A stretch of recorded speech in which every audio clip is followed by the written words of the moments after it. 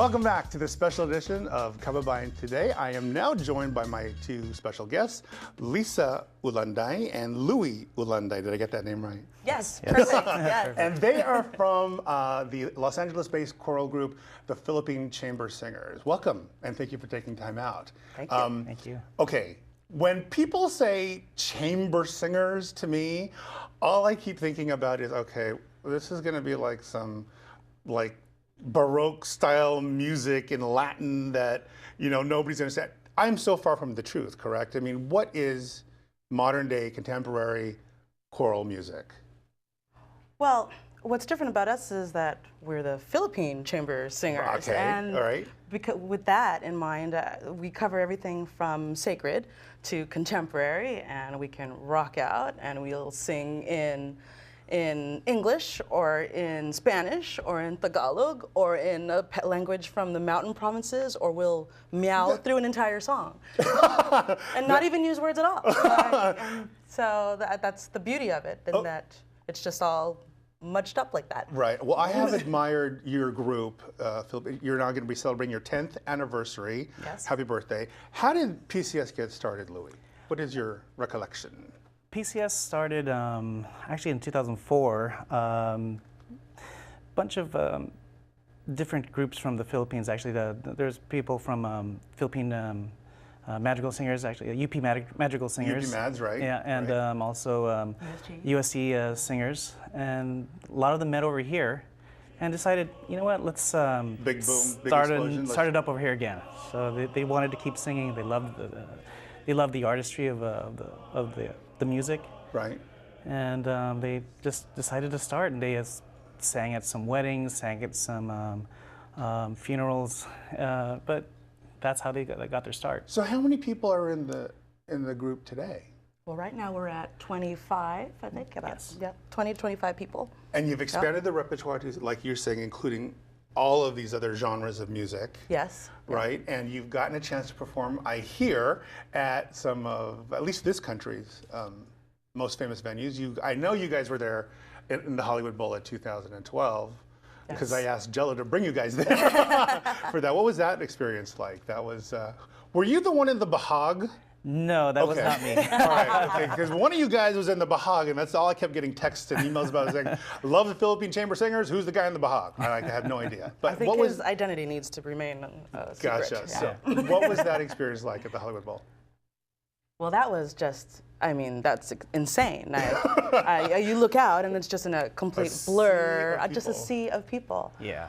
But the energy and the pride coming from that stage, and the sense of unity that you have with everyone next to you, and other performers that are all along the same wavelength as you, and are trying to achieve the same thing, it's just fabulous. I mean, it's hard to describe. It's just, you know, an honor, an absolute honor. And then Carnegie Hall, right? You guys sang there. What was that like? Yes, that was another major milestone for us. Also, it's just it's to be able to sing in a venue like that was just an incredible experience, really.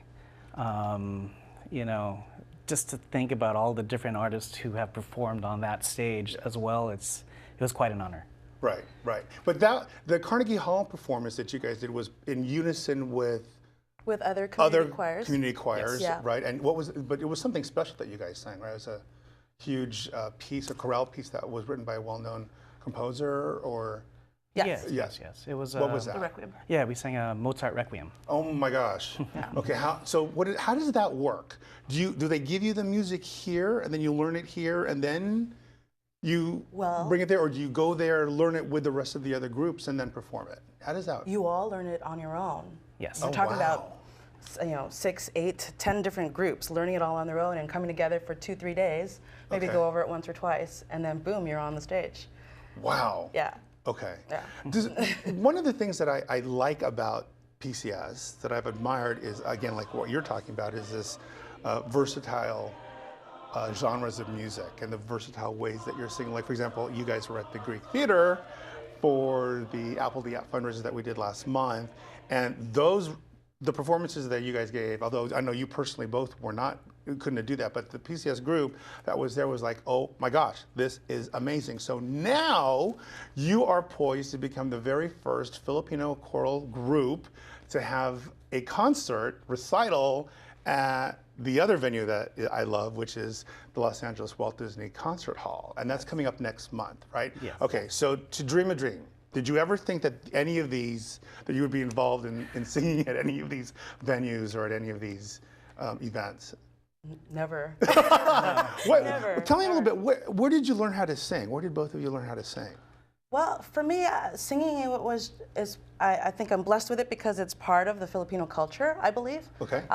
It's something that's just passed on from generation. I think some of the first few songs I've ever learned were probably Filipino folk songs. Yeah. Yeah, from that was me. my grandma, I remember my mom singing it to me, and me learning how to sing it. And then, of course, being involved liturgically in a church environment is just something that's really part of the culture. And just being parts of different choirs and singing under some wonderful choral directors through the years is where most of my experience has come from. Right. So. Same experience? Same experience, really. Yeah. Started with the nursery rhymes, Filipino folk songs, into... You were Yes. probably like an altar boy like I was and did the whole, okay. That's awesome. Okay, so back to Walt Disney. How did that start? What was the impetus for because somebody doesn't just usually go out and say, hey, I want to have a concert at the Walt Disney Concert Hall. How did that? What was the inspiration for that? Well, we thought about what a momentous occasion this was. It's 10 years. Your 10th year anniversary, Yes. right? And throughout the years, we've always been called upon to represent the Filipino community at other events where we don't necessarily sing our music, but we'll sing other people's music. Right.